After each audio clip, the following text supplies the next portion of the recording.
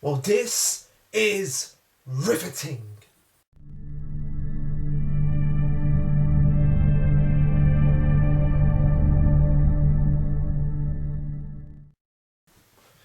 Oh, hey everyone, Luke here, and as you can see, I've had to go in the naughty corner. Now, the reason why that is because on Control Chaos they've started doing skits, and by the way, like I said, always go and support those guys.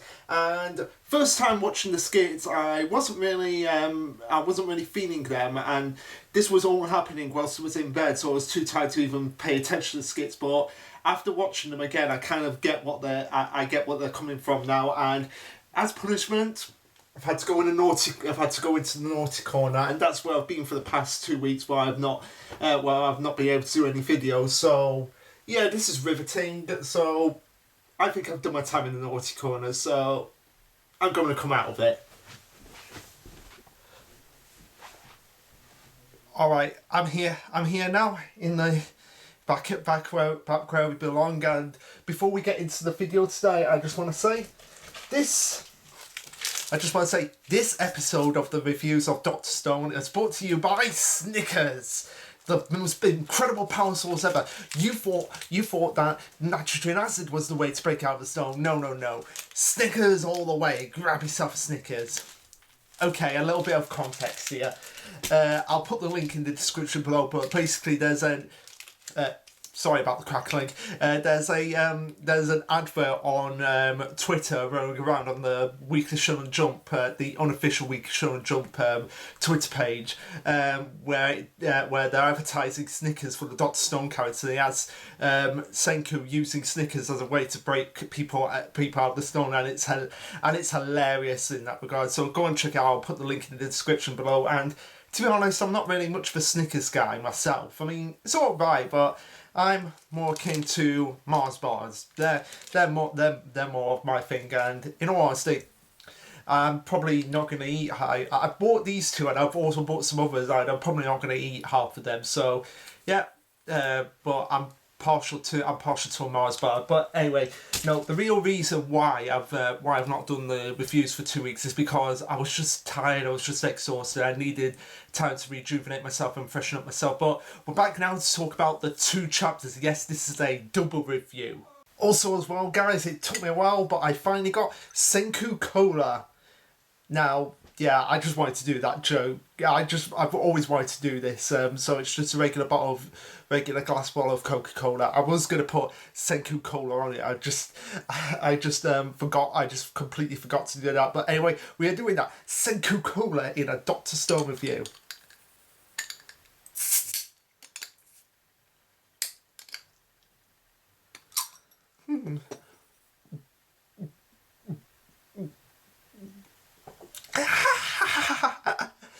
I've always wanted to do that, and like I said, like with Snickers, I'm not really a fan of the regular cola. I mean, it's probably because the sugar just gets lodged in the back of the throat. So I'm going to be giving this to my brother in a bit after this review. So, but for now, let's just get right into these 2 chapters because we have got a lot to talk about. Alright, so the first chapter is chapter 167, titled Different Strokes. Now, this is obviously a reference to the fact that Senku and Sinu have different sides of the argument, almost like different strokes of a brush. But anyway, getting into it, it picks up right from the ending of the last chapter, where we have Sinu being confronted by Tsukasa and his group, and even having the Buster Sword from Tsukasa right up to his neck. It doesn't faze him in the slightest. He is being a motherfucking boss in this regard, as he says, "Quite intriguing. How did you arrive here? I didn't hear a single gunshot fired from the guards, which tells me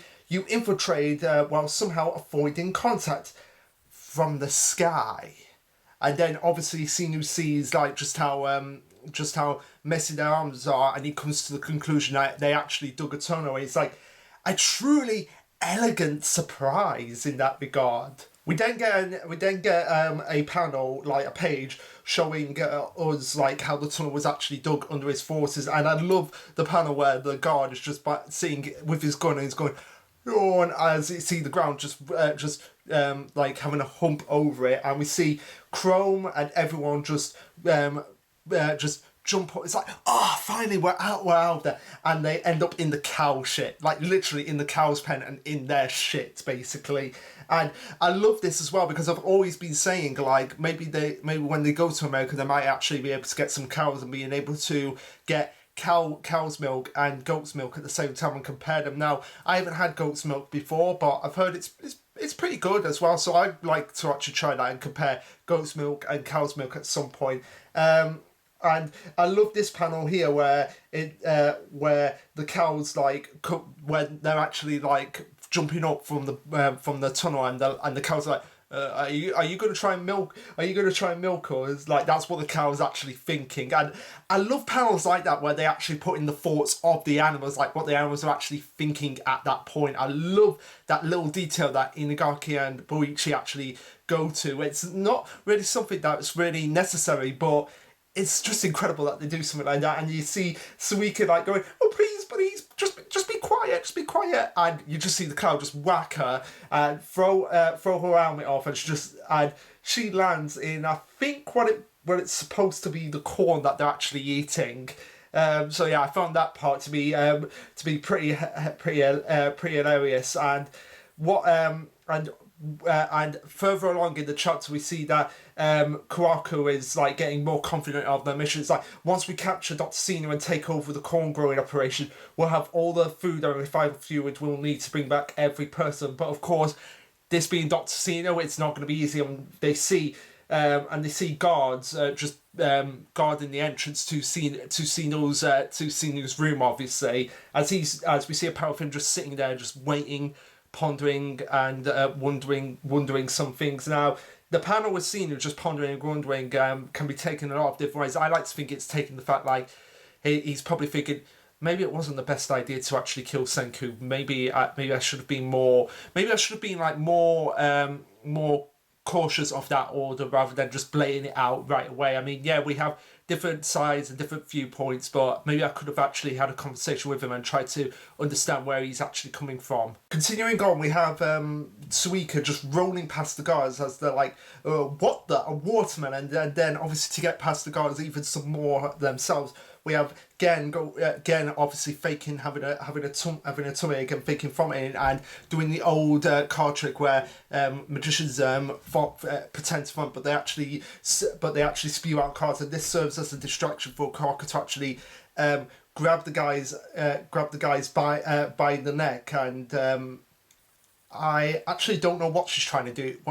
Here, she's like trying to choke the life out of them, or she's just trying to knock them unconscious. I don't know what she's doing there. But anyway, as they move into Sino's fortress, Tsukasa actually stops her before actually taking out the guards himself, and that's where we end up back where we began at the beginning of the chapter. As Tsukasa has his blade to Sino, it basically say, just stay where you are, mister. We have Chrome going, this is bad stuff, actual 21st century science, and this cues in Sinu right away to what is actually going on. And there's quite a bit of character development for both Chrome and Cena in this chapter, which I actually love. So anyway, continuing on, after they alert the guards and they trip the alarms to the castle, they have Sinu tied up as they escape back through the hole that they made through the cow pit. And again, like, here they come, they're practically ours. But Chrome's like, don't worry, as he picks up a bomb. Okay, first question, where the hell did he get that bomb? Second question, where the hell did he get that bomb? And third and final question, where the hell did he get that bomb? Like, seriously, there was no indication of like them actually having a bomb with them, or any indication of mind you, we didn't see much of Cena's castle, so for all we knew, he could have had a bomb. But seriously, where did that bomb actually come from? But anyway, we don't have time to notice that, as we got other stuff to get on with. As Chrome lights the bomb and he's like, this bomb go kaboom and solve all our problems. The blast will send Sinu sliding whoosh back down the tunnel while blocking off the castle's end of the tunnel. Two for one. And Kuroka's like, should have known you had a plan, Chrome. So who's gonna make sure the bomb goes off? Obviously, Sinu can't do it himself, and Chrome gives like the, oh crap, I didn't actually think about that. Basically, some days you just can't get rid of a bomb.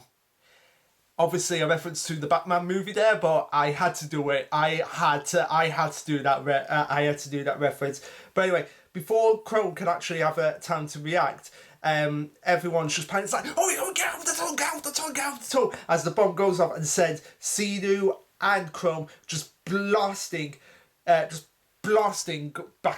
into the tunnel, as we see Brody also noticed that the explosion is actually going off. So basically at this point, Xenu and Chrome are trapped together, and yes, this is where things actually get interesting. As Chrome ponders his situation, Xenu says to him that there must be a cave-in on both sides, and we see a little diagram of Chrome and Xenu in the center of the cave. Well, there is indeed a cave-in on both sides, and both sides actually race to get to them on time. And Brody's like, "Cool your head, Greenhorn. There's no way to go about this battle while you're searching around up top. These guys trapped inside will run out of air and choke. Both camps are going to dig.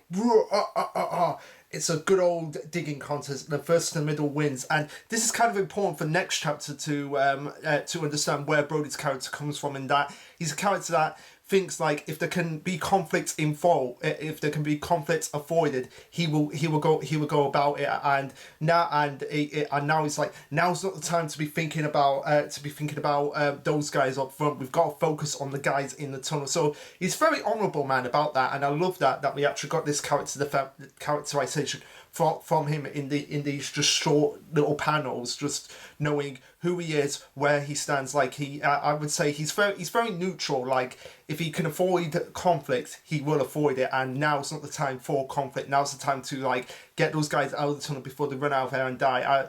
I love that about his character. But anyway, continuing on, as Chrome makes a makeshift pickaxe. This is where we get Xenu's resolve to the whole situation, why he's been doing what he's been doing, and I loved it. I loved this motivation. Xenu goes, "Chrome, am I to presume that you descended from human society? Either way, to construct an entire tunnel and extract a cable car escape plan in the stone world? Yes, it's truly arrogant. You're clearly a man of intelligence, Chrome. So think about it logically. Which side should you be digging? Which side should you aim for? Your ship and allies have lost. Stan has already taken over." And I love this creepy panel of Xenu as well, just showing like how badass and how serious he is. As Chrome is just sweating like palms, both from doing the pickaxe, but also probably thinking like, "Oh shit, I'm trapped with an insane psychopath here." Xenu goes on to say, "The battle is truly over, and I have no intention of ending any more lives. This is the new world, and I am its ruler. All that remains is for you to become my subjects." And Chrome's rebuttal to this is pretty simple, but awesome at the same time. Why should you get to rule? Because it is true. Why should anyone be the sole ruler of the world when we're all individuals and we all have our own goals, drives, motivations, and everything? And I love that about Chrome. It's like he can see just the true path. He can see like the true path of what needs to be moving forward. It's like nobody should be ruling. Should be the sole ruler of the world. Everyone's part of this world, so everyone should have the chance to experience and and